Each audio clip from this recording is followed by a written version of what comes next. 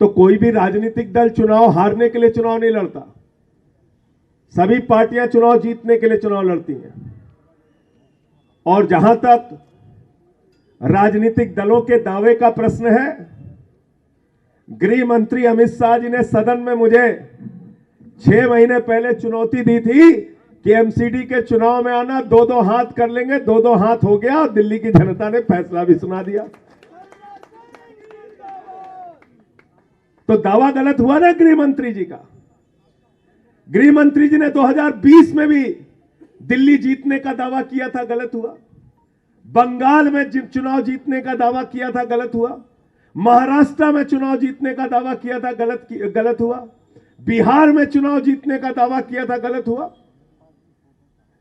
2018 से लेकर अभी तक मैं देख रहा था, भारत के गृह मंत्री अमित शाह जी ने 11 चुनावों में जो जो दावे किए, सारे के सारे दावे गलत हुए। भारत के प्रधानमंत्री आदरणीय नरेंद्र मोदी जी 2016 में बंगाल का चुनाव लड़े, 3 सीट आई उनकी। 16 छोड़ दीजिए आप। अभी आंध्र प्रदेश का चुनाव हुआ, 173 सीट पर भारतीय जनता पार्टी 2019 में चुनाव लड़ी और पूरी मेहनत की, उसने पूरी ताकत लगाई। प्रधानमंत्री जी ने कई रैलियां की और पूरे आंध्र प्रदेश में 173 की 173 सीटों पर बीजेपी की जमानत जब्त हुई। 0.8% वोट आया, 1% से भी कम वोट आया। तो गुजरात का फैसला अगर भारतीय जनता पार्टी के दूसरे राज्यों के चुनाव परिणाम की दृष्टि से भी आप देखें तो आम आदमी पार्टी के लिए बहुत बड़ा फैसला है, बहुत बड़ी जीत है, बहुत बड़े साहस। भारत माता की।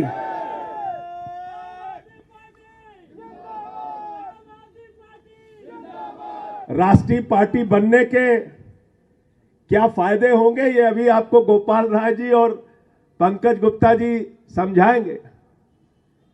लेकिन कम से कम आम आदमी पार्टी का एक एक कार्यकर्ता जो टोपी पहन के कार्यालयों में जाता था और हमें उपेक्षा की भाव से देखा जाता था, अरे यूटी की पार्टी हो आप लोग दिल्ली वाले। आज देश की जनता ने कहा हम सिर्फ यूटी तक सीमित नहीं है, पंजाब तक सीमित नहीं है, हम पूरे देश की राष्ट्रीय पार्टी बन गए हैं। भारत माता की। आम आदमी पार्टी। मैं दिल्ली के मुख्यमंत्री अरविंद केजरीवाल जी की ओर से देश की जनता को हृदय से बधाई देना चाहता हूं, देशवासियों को बधाई देना चाहता हूं, शुभकामनाएं देना चाहता हूं कि आपके प्यार और आशीर्वाद से आम आदमी पार्टी अब राष्ट्रीय पार्टी बन गई है। अब इसको पूरे देश में विस्तार करना है और आम आदमी पार्टी का परचम धीरे धीरे करके हर राज्य में फहराना है। जनता की सेवा का संकल्प लेकर हम लोग ऐसे ही आगे बढ़ते रहेंगे। फिर से आम आदमी पार्टी के एक एक कार्यकर्ता को हृदय से बधाई, हृदय से शुभकामनाएं। गुजरात की जनता को हृदय से बधाई और शुभकामनाएं। और जो जनादेश गुजरात की जनता ने दिया है उसका सिर झुका के हम लोग सम्मान करेंगे।